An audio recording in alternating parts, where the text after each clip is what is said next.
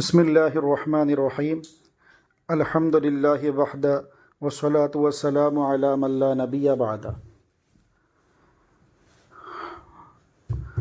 अबकरी रूहानी लाजगा के नाज़रीन, अस्सलामु अलैकुम वरहमतुल्लाह।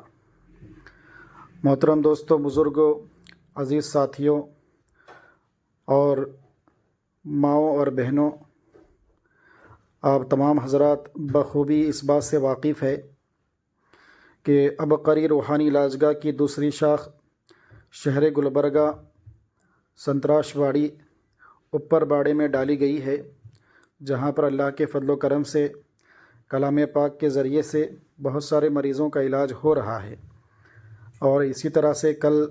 12 नवंबर बरोज़ इतवार गुलबर्गा इलाजगाह पर मैं हाज़िर रहूँगा और इलाज जारी रहेगा दोपहर 3 बजे से लेकर रात को 8 बजे तक। लेकिन एक बात यहाँ पर मैं ये अर्ज़ कर दूँ कि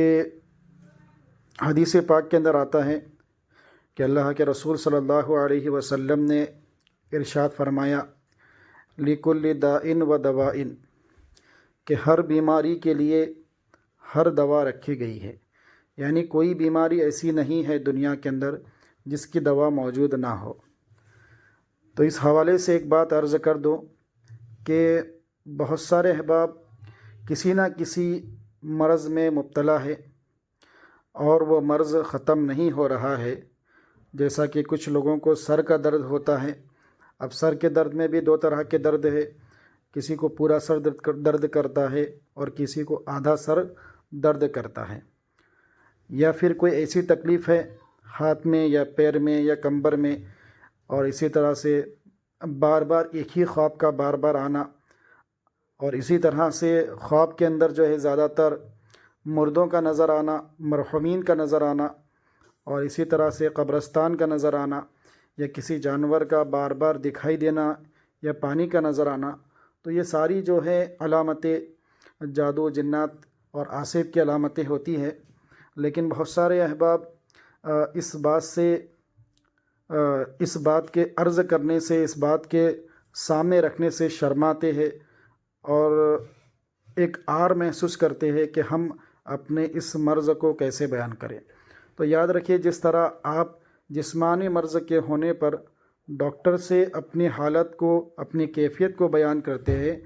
इसी तरह से अगर रूहानी बीमारी आपको हो जाए तो ऐसी सूरत में किसी सही आमिल जो शरीयत का, सुन्नत का पाबंद हो, कुरान व हदीस का, नमाज का पाबंद हो, ऐसे किसी सही आमिल से जो है रब्ता करके उसके सामने इस बात को रखना चाहिए शरई हुदूद के अंदर, अल्लाह पर तवक्कुल करते हुए। जिस तरह हम डॉक्टर के पास जाते हैं तो डॉक्टर हमारा खुदा नहीं होता, बल्कि वो एक ज़रिया है शिफा याबी का। इसी तरह से अगर कोई आमिल है जो शरीयत का पाबंद हो, अगर हम उसके पास जा रहे हैं तो ऐसी सूरत में भी जो है तवक्कुल अलल्लाह, अल्लाह पर भरोसा करते हुए, अल्लाह पर यकीन रखते हुए आप उस आमिल के पास जाएं जो शरीयत का पाबंद हो। और जब शिफा हो जाए और जब जाएं आप, तो उस वक्त यही अक़ीदा रखिए कि अल्लाह ने इसको ज़रिया बनाया हुआ है, शिफा देने वाली ज़ात अल्लाह की है और अल्लाह के अलावा कोई ना शिफा दे सकता है, ना कोई बीमारी दे सकता है। बहरहाल, लेकिन कुछ वजूहात ऐसी होती है जिसके अंदर इंसान मुब्तला हो जाता है, फंस जाता है, और उस बात को बयान करने से जो है शर्म महसूस करता है, आर महसूस करता है। तो उन अहबाब से मैं अर्ज़ कर दूँ कि शर्म की कोई बात नहीं है। ये बीमारी जो होती है, रूहानी बीमारी, हर किसी को लग सकती है, चाहे वो एक आम आदमी हो या ख़ास आदमी हो, हर एक को इस बीमारी का असर होता है। और एक दूसरी बात ये है कि जो हमारे हिंदू भाई है वो ये समझते हैं कि ये मौलाना, ये साहिब जो हैं मुसलमान हैं तो ये मुसलमानों का ही इलाज करेंगे, ऐसी कोई बात नहीं है। बल्कि हमारे यहाँ आने वाला हर इंसान मरीज़ है, पेशेंट है। हम उसको पेशेंट के ताल्लुक़ से ही, पेशेंट की नज़र से ही देखते हैं। जिस तरह डॉक्टर के पास जब मरीज़ जाता है तो डॉक्टर उसको ये नहीं परखता, ये नहीं देखता सामने वाले को कि ये हिंदू है या मुसलमान है या ईसाई है या ये मज़ाहिब को नहीं देखा जाता मर्ज़ के अंदर। तो इसी तरह से रूहानी جب ہم علاج کرتے ہیں تو اس صورت میں ہم یہ نہیں دیکھتے کہ آنے والا ہندو ہے یا مسلمان ہے یا کسی دوسری ذات کا ہو، کسی بھی ذات کا ہو، کسی بھی پات کا ہو، ہر ایک جو ہے ہمارے لیے مریض ہوتا ہے، ہر ایک ہمارے لیے پیشنٹ ہوتا ہے۔ تو ہم ہر ایک کو پیشنٹ کی نظر سے دیکھتے ہیں، اور اس کا علاج بھی چاہے وہ کوئی بھی مذہب کا ہو، لیکن اس کا علاج ہم قرآنی آیتوں کے ذریعے سے ہی کیا جاتا ہے۔ اور الحمدللہ اللہ کے فضل و کرم سے ہزاروں لوگ جو ہے شفا یاب ہو چکے ہیں۔ اللہ نے ہمیں ذریعہ بنا کر ان کو شفا دے دی ہے۔ اور اسی طریقے سے جو میں شروع میں بات عرض کر دیا تھا، اگر کوئی ایسی بیماری ہے جو آپ کی ختم نہیں ہو رہی ہے، اور اس کو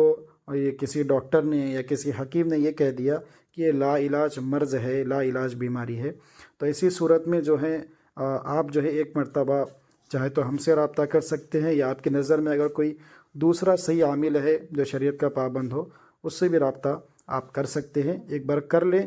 چیک کر لیں، تو اس سے جو ہے معلوم ہو جائے گا کہ یہ بیماری ہی ہے یا کس کے اوپر جو ہے روحانی اثرات کا جو ہے اثر لگا ہوا ہے۔ یہ ساری باتیں آپ کو جو معلوم ہو جائے گی۔ اگر بیماری ہے تو پھر اس کی جو ہے دوا آپ جاری رکھیں، چالو رکھیں، اور اگر روحانی مرض ہے اس کے اوپر تو سب سے پہلے جو ہے روحانی مرض کو ختم کرنا ضروری ہوتا ہے۔ یاد رکھیے، اگر کسی مریض کو کوئی بیماری لگی ہوئی ہے، مثال کے طور پر جو ہے اس کے ہاتھ میں جو ہے درد ہے، اور وہ درد جو ہے گولی کھانے کے بعد کم نہیں ہو رہا ہے، یا کم ہوتا ہے جب تک گولی کا پاور ہوتا ہے، اس کی طاقت ہوتی ہے گولی کی 25 منٹ، آدھا گھنٹہ، 20 منٹ، پھر گولی کا پاور ختم ہونے کے بعد پھر سے وہ ہاتھ کا درد اگر شروع ہو رہا ہے، اور آپ نے ایک نہیں 10 ڈاکٹروں کو بتا لیا، تو ایسی صورت میں ایک مرتبہ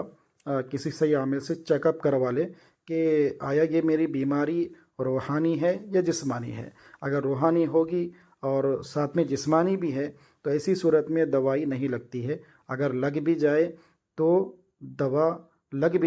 تو جیسے ہی دوا کا اثر ختم ہوگا وہ درد پھر سے شروع ہو جائے گا۔ میں تو کئی 100 مریضوں کو دیکھ چکا جو MRI کرا کے آتے ہیں، اسکیننگ کرا کے آتے ہیں، ایکس رے نکال کے آتے ہیں، لیکن ان رپورٹ کے اندر جو ہے بالکل نارمل ہوتا۔ اب جب ہم پیشنٹ کو دیکھتے ہیں تکلیف ایسی کی ویسی ہے۔ ڈاکٹروں کا کہنا ہوتا ہے کہ آپ نے جو ہے رپورٹ جو کروائی، رپورٹ کے حساب سے آپ کی بالکل رپورٹ نارمل ہے، کوئی تکلیف نہیں ہے، لیکن پیشنٹ کہتے ہیں کہ ہمیں تو تکلیف ویسی کی ویسی ہے، کوئی آرام نہیں مل رہا۔ تو ایسی صورتوں میں جو ہے ڈاکٹروں کا بھی کہنا غلط نہیں ہے، کیونکہ ڈاکٹر رپورٹ کے حساب سے علاج کرتے ہیں، لیکن ایک مرتبہ آپ کی ذمہ داری ہے کہ آپ اپنے علاج کے لیے ایک مرتبہ صحیح عامل سے رجوع کریں۔ تو یہ چند باتیں تھی جو میں نے مناسب سمجھا، کیونکہ کافی وقت سے کوئی ایک بڑی ویڈیو نہیں بنی 8-10 منٹ کی، تو مناسب سمجھا کہ گلبرگہ والوں کے لیے خاص کر اور عام طور پر سبھی حضرات کے لیے یہ ایک چھوٹا سا میسیج میرا پہنچ جائے، تاکہ جو احباب اپنا ڈاکٹر علاج کروا کے تھک رہے ہیں اور گولیاں کھا کر جو ہے اپنی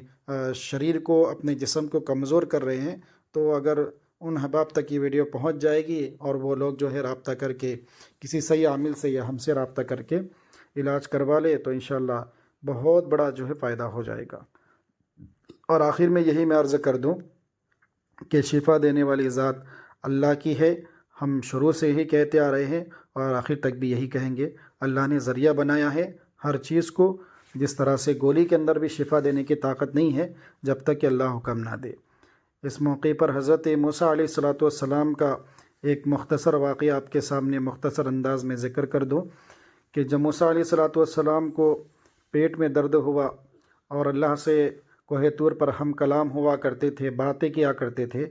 تو جب اللہ تعالیٰ نے کہا کہ موسیٰ اگر تمہارے پیٹ میں درد ہے تو فلاں جگہ پر جاؤ، وہ جھاڑ کی پتیاں لو اور وہ کھا لو، انشاءاللہ شفا ہو جائے گی۔ پہلی مرتبہ جب یہ درد ہوا تو گئے، اللہ کے حکم سے اللہ نے اجازت دی تھی، اس جھاڑ کی پتیاں کھائے، کم ہو گیا۔ دوسری بار درد شروع ہوا تو بغیر اللہ کو پوچھے ڈائریکٹ گئے اور وہ پتیاں کھا لی، تو پیٹ میں درد کم ہونے کے بجائے درد بڑھ گیا۔ پھر اللہ سے جو ہے باتیں کرنے کوہ طور پر آئے تو اس وقت اللہ نے کہا کہ موسیٰ اس پتی کے اندر شفا دینے کی طاقت نہیں ہے، شفا دینا میرے حکم سے ہوتا ہے، پتی کے اندر کوئی طاقت نہیں ہے۔ تو اسی طریقے سے جو ہے دوائی کے اندر طاقت اسی وقت آئے گی جب اللہ سے جو ہے اللہ کی طرف سے اجازت ہوگی۔ بہرحال تو جو ہے باپ ہم سے رابطہ کرنا چاہتے ہیں، اسکرین پر نمبر دیا گیا ہوا ہے۔ السلام علیکم۔